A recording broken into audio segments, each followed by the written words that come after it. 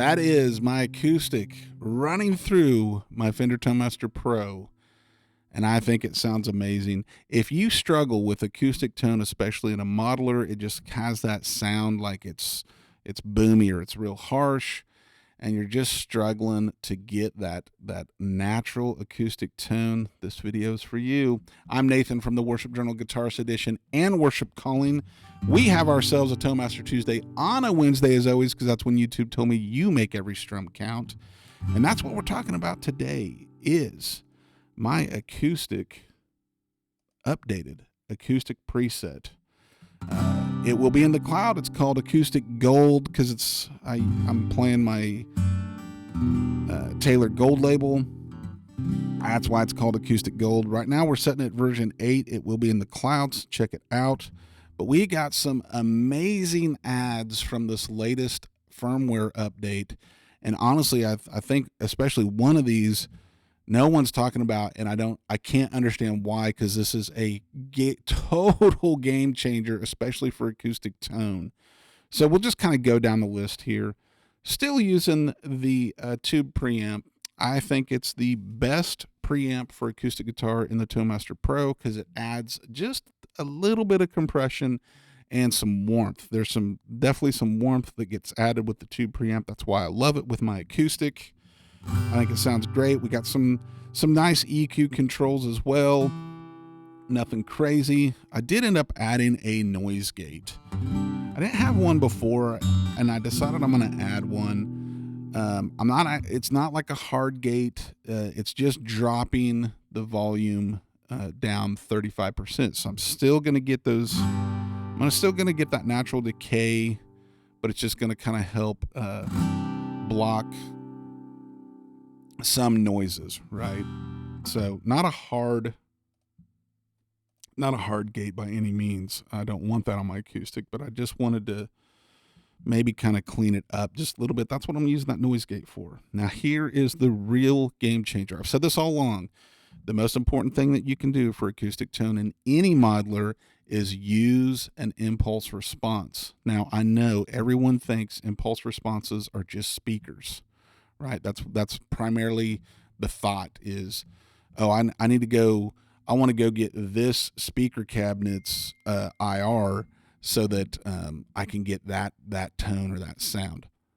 There are tons of acoustic IRs. So imagine it's the same thing, right?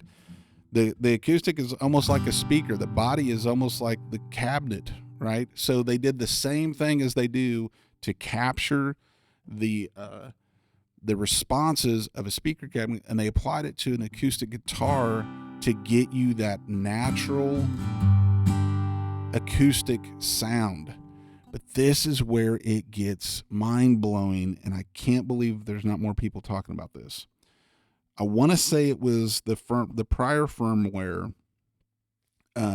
Fender gave us the ability to change the speaker impedance curve.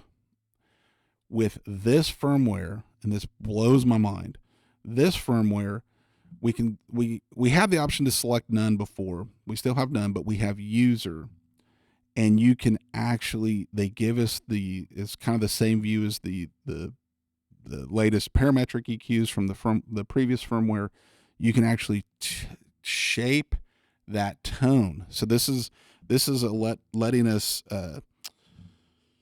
control, the body of that sound, the low resonance, the mid resonance, the high resonance, right? That airy, the pick noise, the air of the instrument.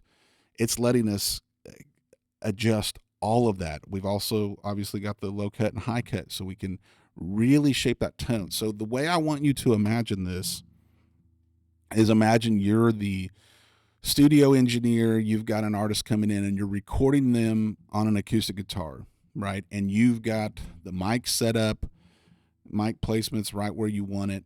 This user setting right here, letting us dial this in, is like you tuning that microphone for the guitar you're wanting to capture. So now we have full control over the whole thing. And I'm telling you, it is complete and total game changer to get that natural acoustic sound. I mean, you can't tell me that doesn't sound like an acoustic plugged into some DI box or a preamp. It sounds like an acoustic setting in the room.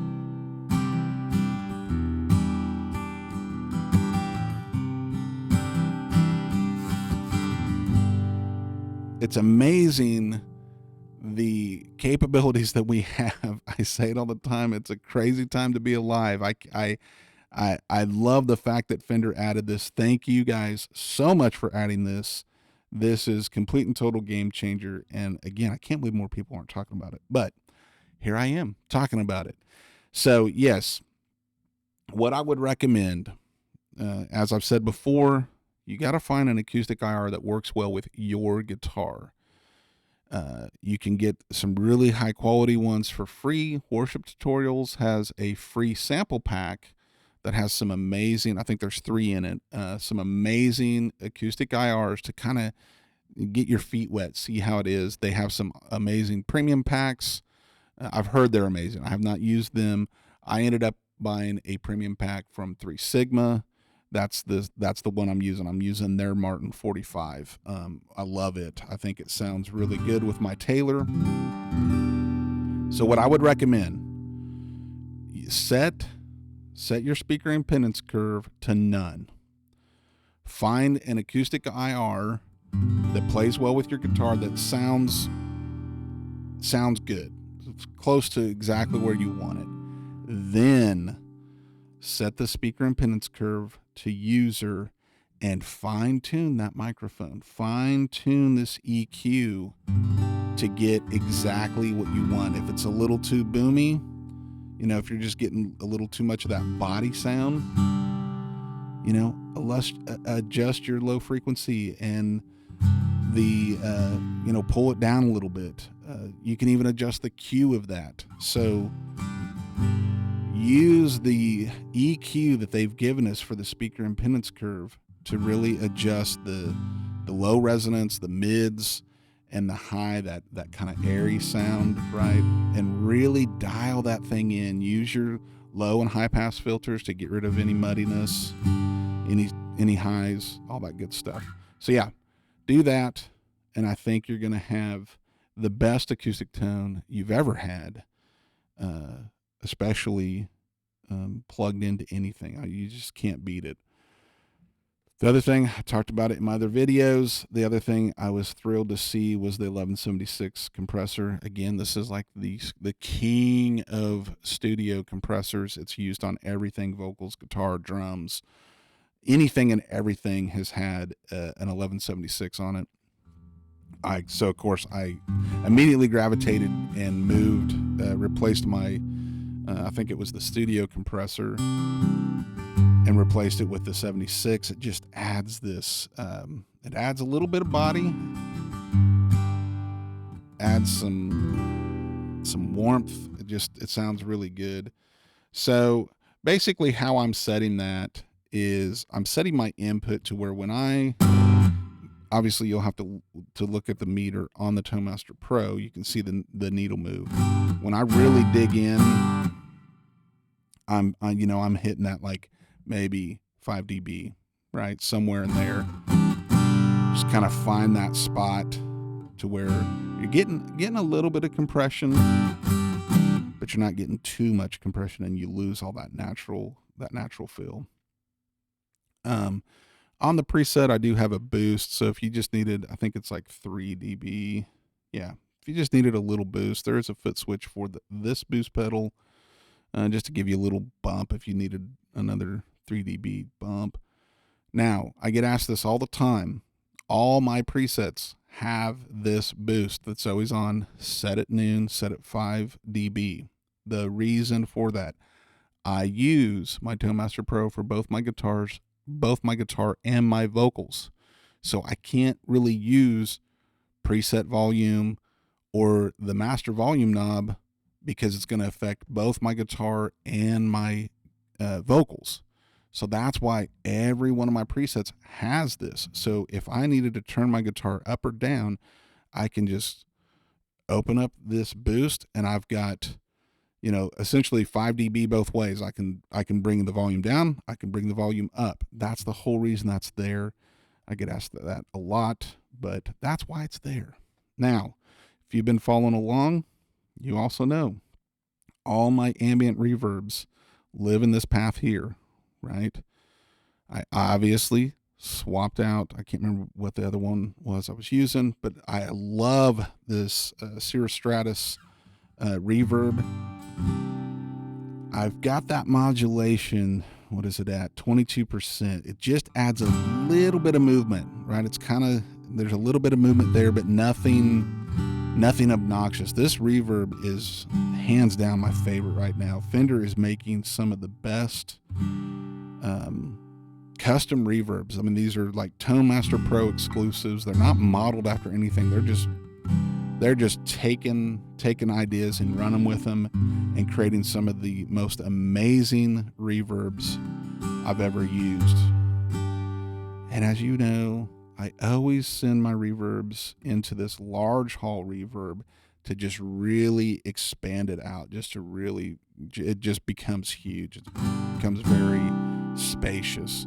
That's why there's a huge pre-delay, because I don't want to lose the characteristics of the reverb in front of it. I still get the characteristics of that Stratus, but then it goes into this large hall and just shoots out into space. I mean, it just gets really, really wide. That's the whole reason for that. Now, I run those in this path because on my splitter, I have my expression pedal assigned to that splitter. So I can blend my ambient reverb in and out as I please. I can just slide my ambient in.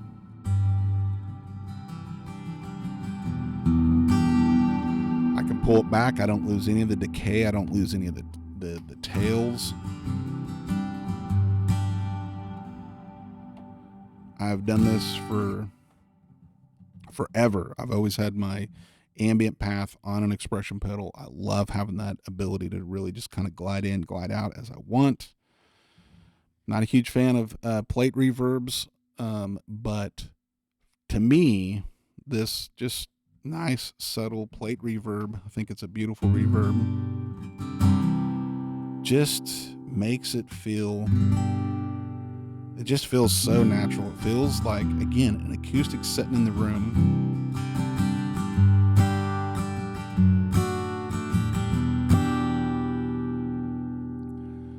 So yeah, that is the updated preset.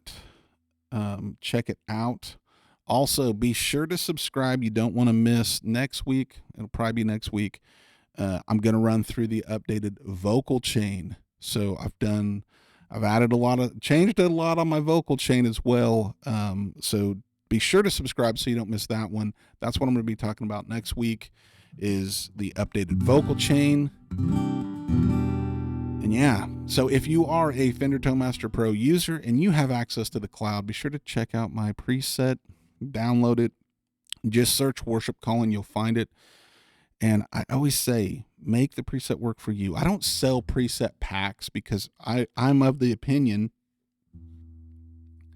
you need to make the preset work for you. These are baselines. That's why I share them on the cloud. This is a baseline to get you started. I feel like it's something that can kind of head you down the right path. So get into the preset, turn some knobs, add some blocks, remove some blocks, make the preset work for you. And as always, make every strum count. I'll see you guys next time.